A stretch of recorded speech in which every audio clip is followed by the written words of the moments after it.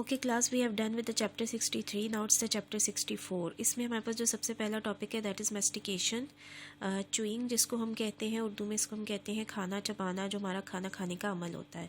अब यहाँ पर एक रफ सी डायग्राम है जिसमें टीथ्स बने हुए हैं. सबसे पहले हमारे पास जो फ्रंट के टीथ होते हैं जिनको हम इंसाइजर्स कहते हैं, उनका बहुत स्ट्रॉन्ग कटिंग एक्शन है हमारे पास. उसके बाद अगर हम थोड़ा सा लेटरल साइड पे जाएं तो देयर आर कैनाइंस जो हेल्प करते हैं इंसाइजर्स के साथ. फिर हमारे पास प्री मोलर्स हैं और मोलर्स हैं, जिनको हम उर्दू में दाढ़ भी कहते हैं, जो दाढ़ें होती हैं. ठीक है, तो मोलर्स और प्री मोलर्स का क्या काम होता है? ग्राइंडिंग एक्शन, यानी कि फाइन पीसेज में कन्वर्ट करना आपके फूड पार्टिकल्स को. अब यहाँ पर सबसे पहले हम देख लेते हैं कि हमारे पास च्यूइंग की इम्पॉर्टेंस क्या है, च्यूइंग इम्पॉर्टेंट क्यों है. सबसे पहला पॉइंट ये है कि break down of larger food particles into the smaller ones. ठीक है, कि हम ज़ाहिर है एज इट इज़ फूड को जो है वो इनगल्फ नहीं कर सकते, तो हमें उसे पार्टिकल्स में कन्वर्ट करना ज़रूरी है. Reduce stress on the oesophagus. अगर खाना जो है वो प्रॉपर फॉर्म में फूड हमारा च्यूएबल होगा, ठीक है, और उसके बहुत टाइनी पीसेज हुए हुए होंगे, तो उसका स्ट्रेस नहीं पड़ेगा आपकी एसोफेगस की वॉल पे. वो स्मूथली जो है वो वहाँ से थ्रू आउट पास कर जाएगा. उसके बाद it helps the stomach to metabolise the food, यानी कि वो स्टमक को हेल्प आउट करता है कि स्टमक को बहुत ज़्यादा जो है वो अपनी ग्राइंडिंग एक्शन या अपना कायम बनाने में जो है बहुत एफर्ट ना लगे. अगर प्रॉपर आपका फूड जो है वो च्यूएबल हो तो स्टमक का जो वर्कलोड है वो थोड़ा कम हो जाता है. उसके बाद release lot of secretions in saliva which contains digestive enzymes. जब हम च्यूइंग का प्रोसेस करते हैं, मैस्टिकेशन का प्रोसेस होता है, तो उस दौरान हमारी बहुत सी सेक्रेशंस रिलीज़ होती हैं, बहुत से एंजाइम्स रिलीज़ होते हैं और स्लाइवा बहुत बनता है. म्यूकस की सेक्रेशन होती है जो फर्दर आपकी डाइजेशन में बहुत हेल्पफुल होती है, और फिर वो डाइजेस्टिव जो भी हमारे पास पार्टिकल्स होते हैं उनको फर्दर एब्जॉर्प्शन में जो है वो मेन रोल होता है उसका.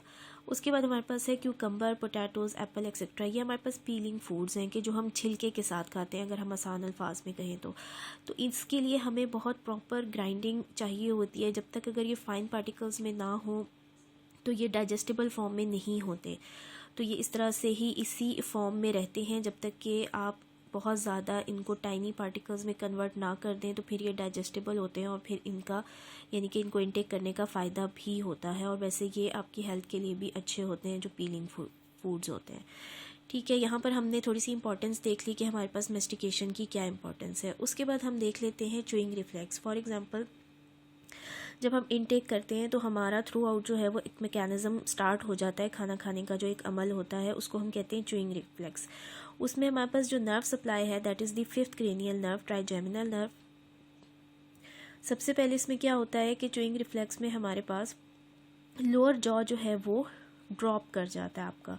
यानी कि जैसे आप खाना खाने के लिए अगर मुंह खोलते हैं तो आपका जो मैंडिबल है वो डिप्रेस होता है, आपका ड्रॉप करता है. ठीक है, उसके बाद आप अगेन जब आप मैस्टिकेशन यानी कि च्यूइंग प्रोसेस स्टार्ट करते हैं तो फिर वो एलिवेट कर जाता है, फिर अगेन ड्रॉप करता है, फिर एलिवेट करता है, ड्रॉप करता है. इस प्रोसेस को हम कहते हैं रीबाउंड कॉन्ट्रैक्शन. ये आपने टर्म याद रखनी है, वाई MCQ में भी आ सकती है. ठीक है, व्हाट इज़ रीबाउंड कॉन्ट्रैक्शन. तो हमारा जो लोअर जॉ ड्रॉप होता है फिर अगेन एलिवेट होता है, ये जो बार बार अगेन एंड अगेन मूवमेंट होती है, this is the rebound contraction, इसको हम कहते हैं. यहाँ पे हमने च्यूइंग रिफ्लेक्स कर लिया और इस ओवरऑल मैकेनिज्म को हम कहते हैं च्यूइंग रिफ्लेक्स. हमारे पास मैस्टिकेशन यहाँ पर हो गई एंड च्यूइंग रिफ्लेक्स. उसके बाद हमारे पास जो नेक्स्ट टॉपिक है दैट इज़ स्वॉल्विंग. अब स्वॉल्विंग को अगर हम गो थ्रू करें तो हमारे पास 2 टाइप्स होती हैं स्वॉल्विंग की. स्वॉल्विंग के प्रोसेस को हम कहते हैं कि the food moves from the oral cavity towards the oesophagus and then finally into the stomach. Stomach तक जब आपका फूड जो है मूव करता है उसको हम कहते हैं स्वॉल्विंग, यानी कि ओरल कैविटी से लेके स्टमक तक का जो पाथवे है दैट इज़ स्वॉल्विंग. हमारे पास वॉलेंट्री है एंड इनवॉलेंट्री, ये 2 टाइप्स हैं हमारे पास स्वॉल्विंग की. अच्छा, अब यहाँ पर मैं आपको बता दूँ कि वाइवा में स्वॉल्विंग की कोई भी स्टेज आ सकती है और नर्व सप्लाई भी आपने इसकी बहुत डिटेल से करनी है. उसके बाद वॉलेंट्री में अगर हम देखते हैं तो this is the oral stage that is in your control and involuntary is the pharyngeal and oesophageal stage. ये दोनों स्टेजेस जो हैं हमारे पास ये इनवॉलेंट्री फॉर्म में आती हैं. सबसे पहले हम ओरल स्टेज को थोड़ा सा गो थ्रू कर लेते हैं. Food moves forward after the process of mastication, के once you have completed the mastication the food moves towards the oral cavity downward from the oesophagus. फिर हमारे पास है nerve supply, 5th, 9th and 10th cranial nerve. 5th आपको पता है हमारे पास trigeminal nerve है, 9th is the glossopharyngeal and 10th is the vagus nerve. अब ट्राइजेमिनल, ग्लोसोफेरेंजियल एंड वेगस जो है वो पैरासिम्पैथेटिक के थ्रू जो है हमारे पास कंट्रोल हो रहा है पाथवे, और उसके अकॉर्डिंग जो है हमारे पास सेक्रीशंस भी होती हैं, और फर्दर जो है वो उसका मैकेनिज़्म फैसिलिटेट होता है। हमारे पास सेंसरी फाइबर्स जो हैं वो जाते हैं आपके ब्रेन में, मेडुला में एपिटाइट सेंटर है जहाँ पर आपका पॉन्स के रीजन में, वहाँ पे इंटीग्रेट करके इफरेंट फाइबर्स के थ्रू जो है वो वापस आते हैं, और आपकी जो मोटर परफॉर्मेंस है फिर वहाँ से फर्दर ओरिजिनेट होती है। अब यहाँ पर क्या होता है कि जब हमारी ओरल कैविटी में फूड होता है, हम उसे डाउनवर्ड मूव करने की कोशिश करते हैं after the process of mastication, तो जो हमारी टंग है वो टच करती है हमारे सॉफ्ट पैलेट को। अगर हम कंटिन्यूसली अपनी टंग को देखें तो वो हार्ड पैलेट के साथ टच हो रही है और हमारी पैलेटाइन बोन के साथ टच हो रही है। ठीक है, फूड जब हम इनटेक करते हैं और उसको फर्दर इनगल्फ करने की, स्वॉलो करने की कोशिश करते हैं, तो हमारा जो टंग है वो टच कर जाती है सॉफ्ट पैलेट से, जो बिल्कुल हमारे हार्ड पैलेट के बैकवर्ड होता है, और आप इसको टंग से भी टच कर सकते हैं। मूव्स अपवर्ड, क्लोजेस दी पोस्टीरियर नॉस्ट्रिल्स। जैसे ही आपका ये जो सॉफ्ट पैलेट है ये अपवर्ड मूव करता है तो ये आपके पोस्टीरियर नॉस्ट्रिल्स को क्लोज कर देता है, ताकि खाना जो है वो आपके नॉस्ट्रिल्स की वे पे ना चला जाए, उस तरफ नॉस्ट्रिल से आउट ना हो जाए, तो उसको उसने क्लोज करना होता है to prevent food movement towards the nostrils. इसका बेसिकली ये हो गया एक काम कि ये फूड को फर्दर मूव करने से जो है वो प्रिवेंट करता है। उसके बाद हमारे पास जो प्रोसेस आता है उसमें ये होता है कि एंटीरियरली अगर हम देखें, एंटीरियरली हमारे पास लेरिंग्स है, और लेरिंग्स आपका ओपन होता है ट्रैकिया में, और पोस्टीरियरली हमारे पास एसोफेगस होता है। तो लेरिंग्स जो है हमारा ओपन हो रहा है ट्रैकिया में और एसोफेगस स्टमक में, तो हमारे पास वहाँ पर होते हैं पैलेटोफेरेंजियल फोल्ड्स।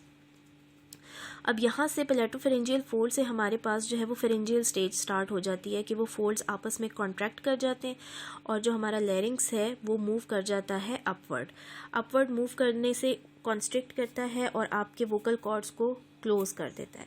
ठीक है, अब इसके बाद क्या होगा कि जैसे आपके वोकल कॉर्ड्स जो हैं वो क्लोज होंगे और पैलेटोफेरेंजियल फोल्ड्स जो है वो कॉन्ट्रैक्ट करेंगे, तो आपका जो एसोफेगस का पाथवे है वो ओपन हो जाएगा। इस मैकेनिज्म को मैं थोड़ा सा दोबारा से बता देती हूँ कि हमारा पहले जब ओरल स्टेज थी तो हमारे पास जो सॉफ्ट पैलेट था उसने अपवर्ड मूव करके पोस्टीरियर नॉस्ट्रिल्स को क्लोज कर दिया था और फूड आपका फर्दर फेरिंग्स की तरफ मूव कर गया था।